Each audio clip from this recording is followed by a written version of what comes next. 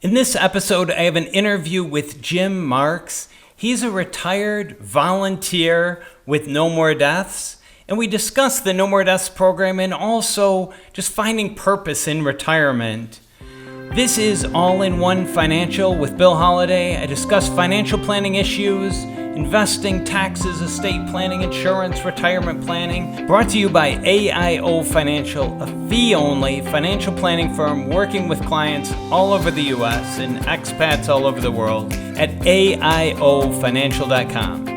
All right, thank you for joining me on this episode. I'm glad to present this interview I had with Jim Marx. I am a volunteer as well with No More Deaths, and I appreciated the opportunity to kind of share or ask about the work that they're doing. So, Jim, thanks for joining me. And you're welcome. Why don't we start with some background? So, where are you originally from? Bill, I'm originally from a little town in Minnesota, St. Michael, Minnesota, 30 miles north of Minneapolis, between St. Cloud and Minneapolis. Jokingly, I say Lake Wobegon, if you remember those days. Yeah. I left that community when I was about 19, went off to school, and then lived in various parts of the country. Yeah, that's where I was from originally. Grew up on a farm. And how did you end up in Tucson? What was the connection here? So the route was kind of, from here to there. I mean, so I ended up going to school in the St. Louis area, and then part of that schooling was, so I went into a seminary program after my first year of college, and I ended up in the St. Louis area, and from there down to Pass Christian, Mississippi, right during the civil rights era in the 60s. And then after a couple of years of the study of philosophy, went over to San Antonio, Texas. And it was there in 1967, 68, I left the seminary and ended up in Chicago and started teaching at a high school up in Chicago, and then a suburban school. And then I ended up taking an administrator's position in Omaha, Nebraska, and was there 30 years. I stayed 4 years and graduated as a high school administrator. And then I got into what would be the mental health field. I became a therapist, a marriage family therapist, and did that for 25 years. And then when I retired in 2007, my wife always wanted to live in the desert, and her sister lived in Tucson. So we visited her a number of times. So that's how we liked the area. We saw it a number of times. And so I said I could live anywhere. And so we moved here in 2007. Oh, great. So you've been here for a while. Since 07, that's right. Yep. This is going on our 13th year. Yeah. Nice. And so actually going to the No More Deaths project that we both volunteer with, how long have you been connected with No More Deaths? So we were here 6 months, Bill, and discovered, that something was going on the border that we hadn't been aware of, living in the heartland, as it were. When I was a high school administrator there, we had quite a few students who were from South Omaha, which was essentially the Mexican community. And then when I was a therapist in Omaha, I worked at a shelter there, which we had mostly young Mexican men come up and work in the meatpacking industry. So I was aware, certainly, of the migration. But when we moved to Tucson, I had no idea about the number of deaths that were occurring on the border. And so we had a neighbor that we moved here at the same time with, who was going to No More Deaths meetings. And he invited us to, come to a meeting with him. And it was from that experience that I became aware, and my wife and I became aware of No More Deaths and Samaritans and Humane Borders and a lot of the border justice groups. Yep. Right. Yeah, it sounds like through your career or life, you've done a lot of service work with seminary and the shelter and high school even. So this doesn't sound like a big step to be doing a lot of volunteering. For reasons I can't explain, other than I grew up in a family, German Catholic farm family up in Minnesota. But I have 9 siblings besides myself. We were a large family. And but my parents, God love them, while they didn't have a lot of formal education, they really they really believed in looking out for our neighbors, and they really believed in sort of giving back. I mean, that was just something instilled in all of us. So that just translated for me into mostly working in the service fields, education and mental health. Yeah, and so when I retired, I didn't see myself playing golf or doing a lot of things people dream of doing, Bill. I really didn't know what I was going to do, actually. When I became familiar with No More Deaths and what was going on, I jumped into it with both feet. Actually, there was an experience that we had, that Maureen and I both had. First of all, from the meeting at No More Deaths, we ended up training with Samaritans. They do it once a month, and we missed the cycle of training with No More Deaths. So we trained with Samaritans, and it was Ed McCullough, who has been a long-time Samaritan, Tucson Samaritan, who invited us to go to the desert with him to just be out there and do a little exploring and learning some GPSing. And on our very first trip out, we were about 2.5, 3 miles west of the little town of Arivaca, which is about 12 miles north of the border. And darn if we didn't find somebody in the ditch. And Ed turns the truck around, and I'm on the passenger side, and this fella gets up out of the ditch, and he goes, "Awa, awa," and collapses. And my wife was in there. We get out of the truck, and she does a quick assessment and realizes this fellow is in real trouble. Somebody in his probably mid-40s, and he spoke a little bit of English, and we spoke very poor Spanish. What we learned was that he actually was from Sacramento, California, and had migrated back and forth for quite a few years, married an American woman, had American kids, and had lived in Sacramento probably for 20, 25 years. But as the border became tougher to cross in 2001, he now had to hire a guide, to take him across. That guide left him. He didn't wake him up, and he was out there wandering around for like 2-3 days without food and water. And so he was complaining about chest pains, and we ended up calling the Arivaca squad. Of course, that tied him into Border Patrol. They came out. And again, Maureen, was supposed to hand him off to somebody who had a higher level of medical training than she did. We learned very quickly that he probably didn't get the medical help he needed, although we don't know that for a fact, but we've learned from lots of experience that that's what happens. But Bill, that experience was so, I wouldn't say traumatic so much as I was deeply affected by this experience of somebody in the ditch. Bienvenidos, welcome to America. And in Omaha, Nebraska, wherever I live, that was not something that was in my daily fare. And I got into it when the squad picked him up. I got back into the truck and actually was in tears. I was beside myself, actually. Couldn't believe what I experienced. Because a lot of the training up till then and what we heard was, just pretty much academic. But when you actually experience it, as you did in the early days as well, it doesn't feel real. I mean, when I heard the story that, up to, what is it now, up to 7,000 people have died crossing the desert, and that's just known human remains recovered. People say take that times 10. It was my first really major awareness that something awful was happening in our beautiful desert. It was Martin Luther King who said, you can either be angry for the rest of your life, or you can take that angry energy and turn it into something constructive. And fortunately, that's what we did. It was really at that point that I know I made a very conscious commitment, and so did my wife, to, become, seriously involved in the work. That's great. Could you just describe a little, just basically, what does No More Deaths do? So the mission of No More Deaths is to end death and suffering on the Mexico-USA border. That's its mission, very general mission. And when No More Deaths started, as you may recall, because I think you were involved in setting up the first camp, if I'm not mistaken, the first thing that No More Deaths did was desert aid work. In other words, to walk the trails, to put water out. So that continues to this day. In fact, the camp that you helped establish is still there. There have now been mobile camps set up. We also now do a lot of work in the West Desert, which is the Cabeza Prieta Wildlife Refuge and Organ Pipe National Monument, because last year, over 30% of the deaths occurred in that region, in the Ajo region. The bombing range is also over there. So desert aid is very important.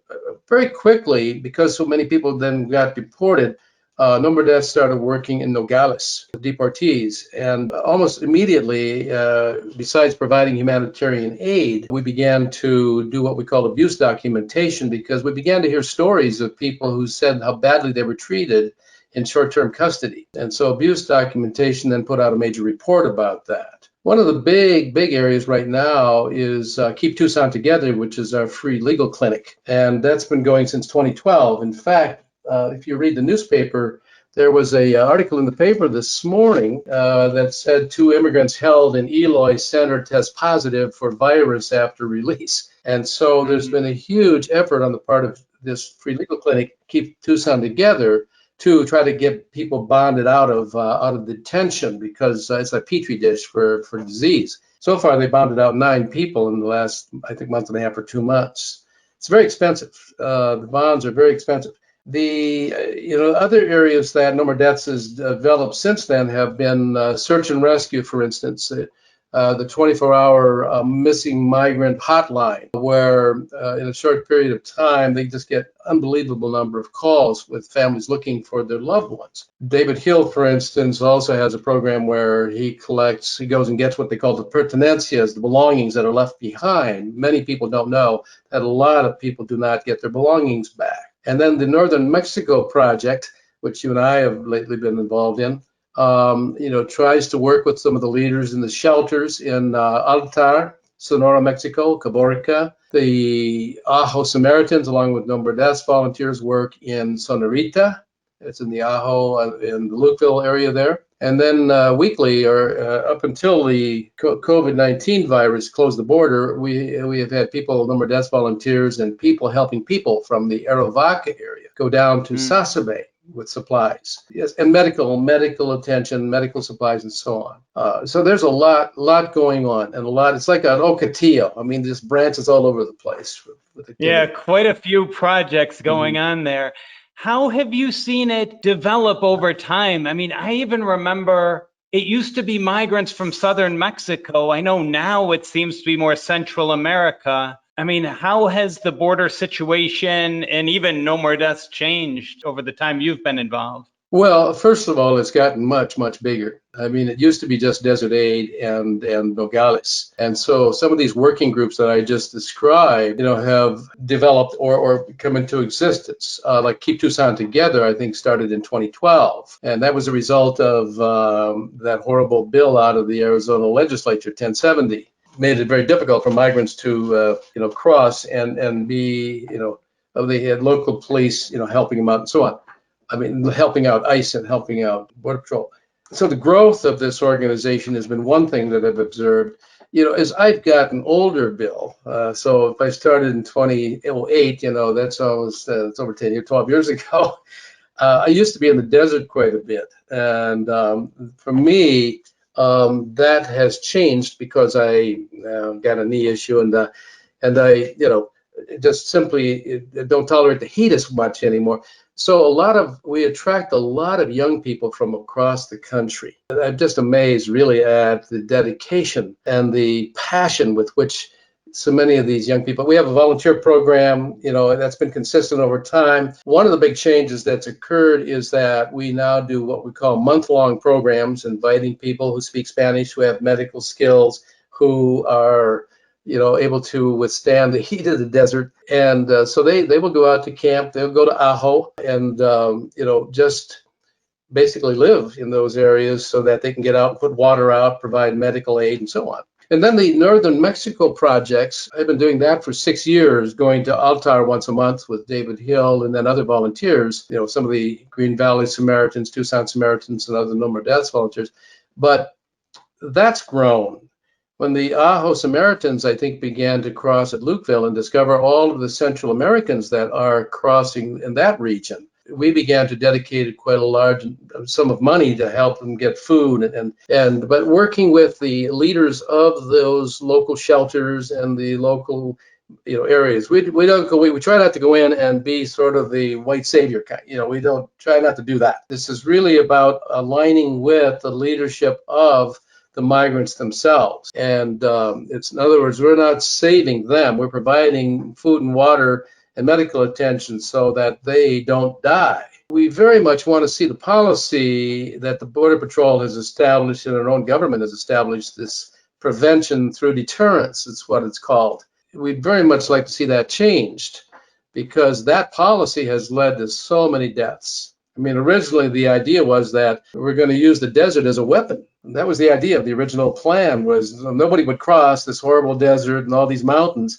when in fact just the opposite happened. And that policy is still in existence. Now we got this wall. I see the wall as an absolute instrument of torture. I mean, it makes no sense to me that we would be spending billions of dollars setting up a wall that's now making it even more torturous for people to cross.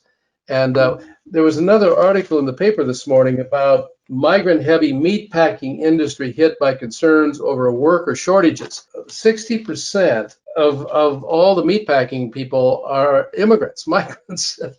Sure. It's just amazing how we want their labor, and yet we make it so impossible for them to cross, with any dignity. It's a bit of a mess, as I think you and I would agree. Yeah, well, that's great that there's a lot of volunteers interested too, because I'm like you, I didn't really realize the magnitude of the situation until I moved here. That's great that there's an awareness of volunteers from other parts of the country to come see it for themselves and try to help out. Yeah, what they do is when they go back to their respective homes, colleges, wherever they're from, they take it back with them.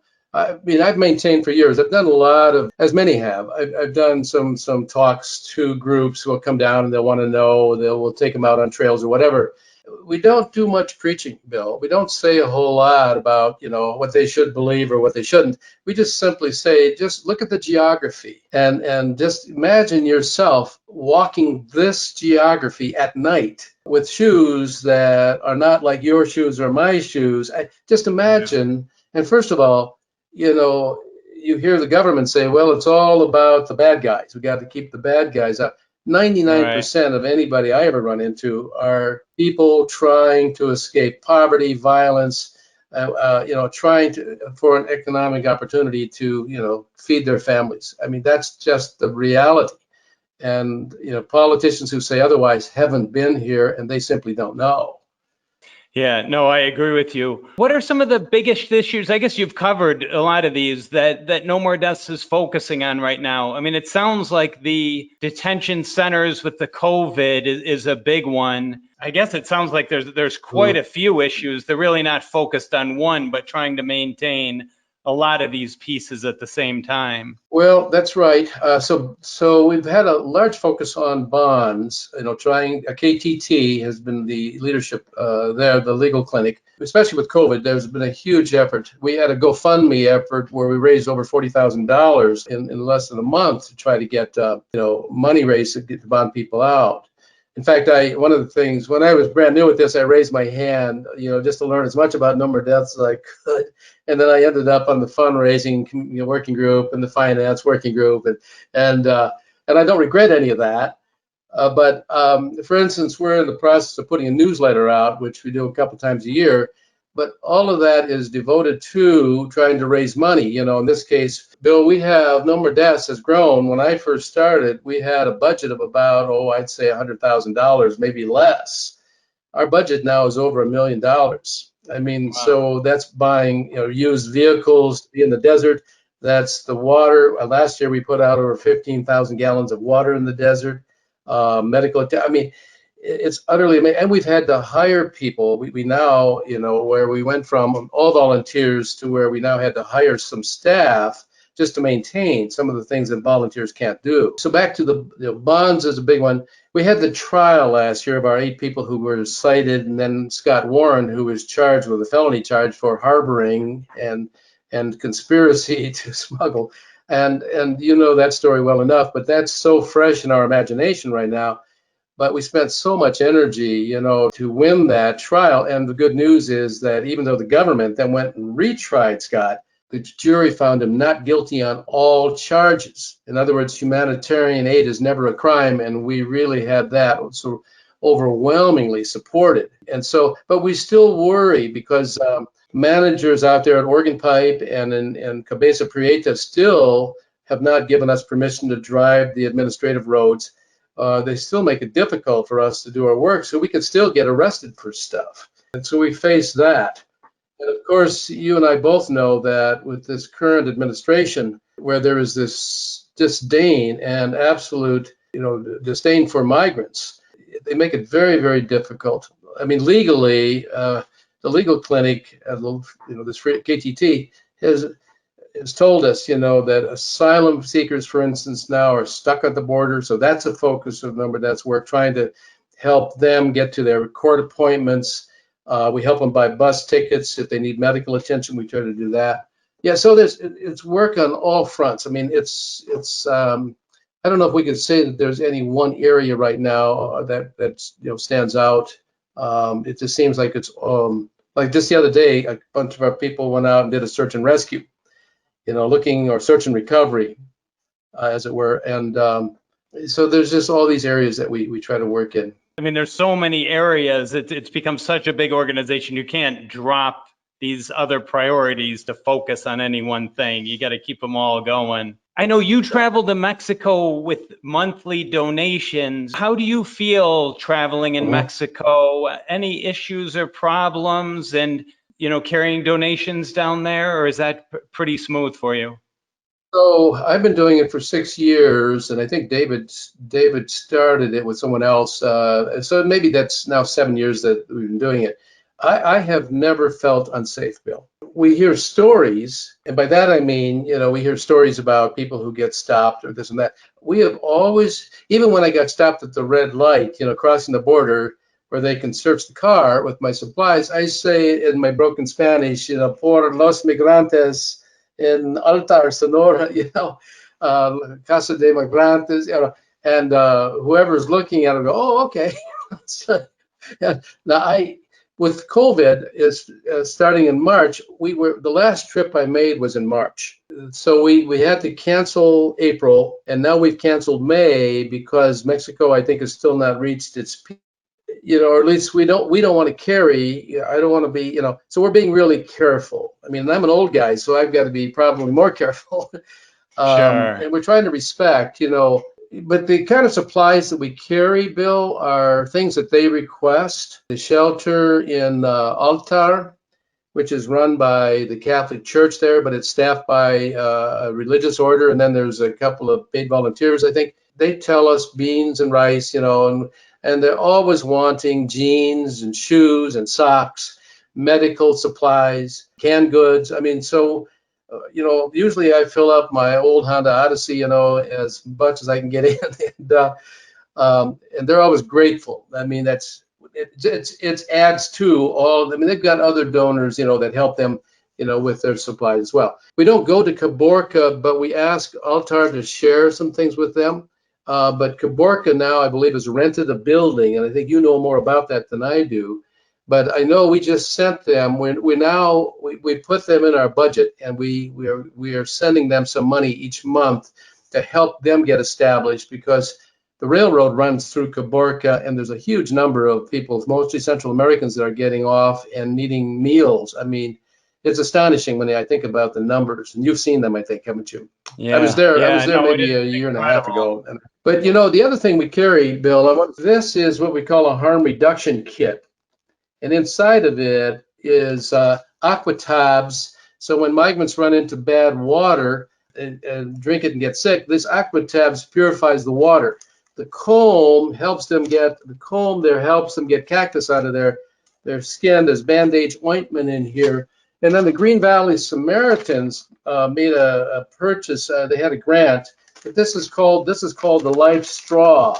And this is a kind of an expensive little thing, but when the Green Valley Samaritans go with us, they always want us to take some life straws and give them to Cayman, to the shelter there. So those efforts, in fact, this kit, what we call harm reduction kit, is something that we've asked many groups to contribute to by either volunteering to put them together or help us buy stuff. This kit itself is like $1 worth of stuff, But if you put a lot of them together, of course, here we go. That's why we've got this large budget, you see. Oh, I was just going to ask, the Life Straw, is that just a filter, like a water filter? So the Life Straw, it's a filter, And what they do is they put it into the water itself, and there's directions in Spanish on it, and then they suck the water through the filter. You see, these are popular for campers, and so are aqua tabs. But yeah, and the thing is that supposedly you can get 250, drinks out of there. So it's the problem with this live straw in the West Desert is there's no water.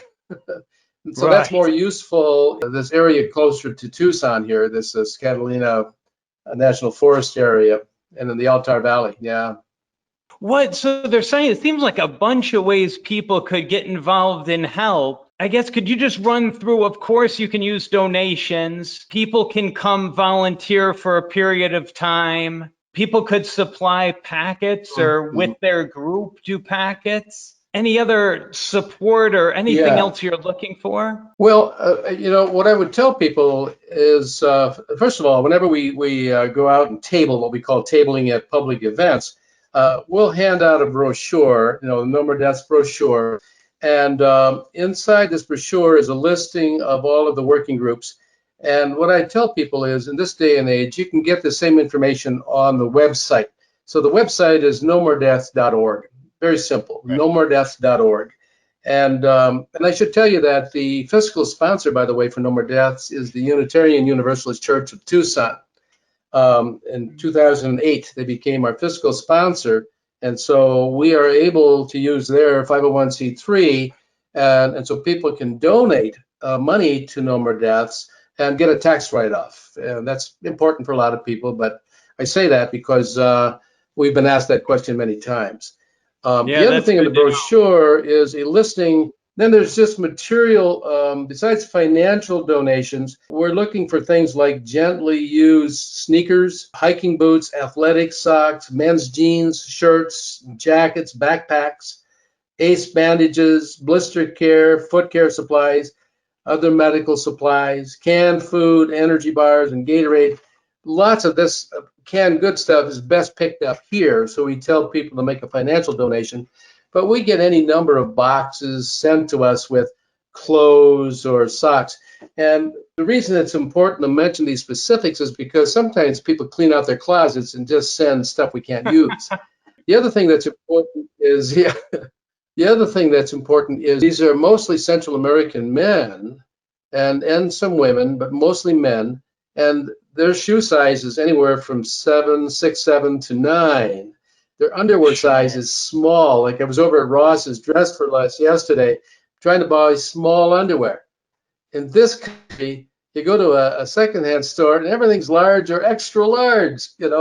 Same Yeah. with jeans, small to medium, large, extra large are not useful to us. So it's, for people who are inclined to want to get involved that way, I would just say, just remember who we're, working with. But lots of times, Bill, people just simply, want to get their checkbooks out or their credit cards, and so numberdeaths.org has a funding area where giving online is really easy. That's what so many people are doing today. We're also very much aware that with COVID-19 and people losing jobs or really pinching that now, we understand, that any donation made is really, really appreciated. But we certainly understand that they'll be able to do that at this time. But certainly the other thing they can do is hold a good thought for us, say a prayer for us. I mean, just think about the migrants, put themselves in their shoes, try to walk in their shoes. In fact, at this time of year, one of the things that's been very popular, and people from all over the country have come to what they call the Migrant Trail Walk. And Oh, No More Deaths supplied a meal for the last night of the walk. But that usually started in Sasa Bay, Sonora, Mexico, all the way to Tucson. And for 1 week, people would get to walk in the shoes of migrants, so to speak. But that's been canceled this year because of COVID. But next year, sure. it'll likely happen again. Sure. Oh, that's great. Oh, I appreciate it, Jim. This is really good information, and that's a nice broad description Yeah. of No More Deaths. NoMoreDeaths.org is a place people could go to get more information if they want to get engaged, find out how they could get engaged. That's great. Thank you very much for your time. Well, the other thing I would add, Bill, if you can allow Yeah, one more thought, of the other course. thing I would add is that we are so fortunate here in Tucson and in Phoenix and this whole region to partner with, I think, amazing border justice groups. Tucson Samaritans, Green Valley Samaritans, Humane Borders, which puts out the water tanks, Kino Border Initiative in Nogales, Derechos Humanos. I mean, there's just incredible groups. Dan Millis does tremendous work with Sierra Club and the wall issue. So I just want to do a little call out to them because, if people are inclined to, want to donate to them, we all work in the same sort of area and we support each other very much. The last thought I would like to share with you is that for people especially who are experiencing retirement, whatever that, I don't use that word a whole lot. When I retired, I pulled a line out of a William Stafford poem, which is still, it's still on a gourd. I imprinted it on a gourd. And it goes like this: somewhere deep where you have no program, your next discovery lies. Somewhere deep where you have no program, your next discovery lies. I found out personally that it took me about 2 or 3 years to let go of all that, what I did for a living and all that stuff. The beauty of retirement, if you are, able to do so without having to work gainfully, is that you can choose to do, almost anything you want. And I think as an elder, I would just say that one of the things that's clear to me is giving back. And how do the Buddhists like to say, do no harm, benefit others if you can. That's what I think it's all about.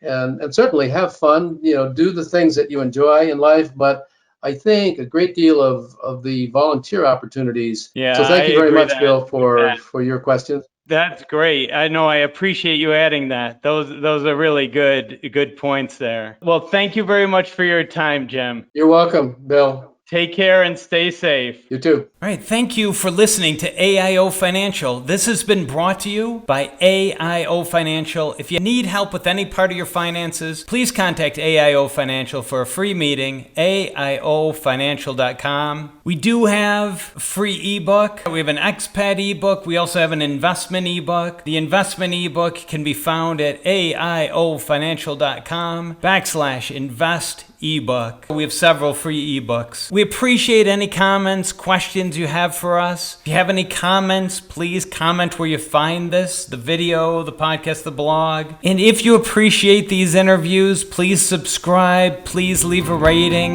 please leave a comment. It makes it easier for others to find these. All right, take care, stay well, bye.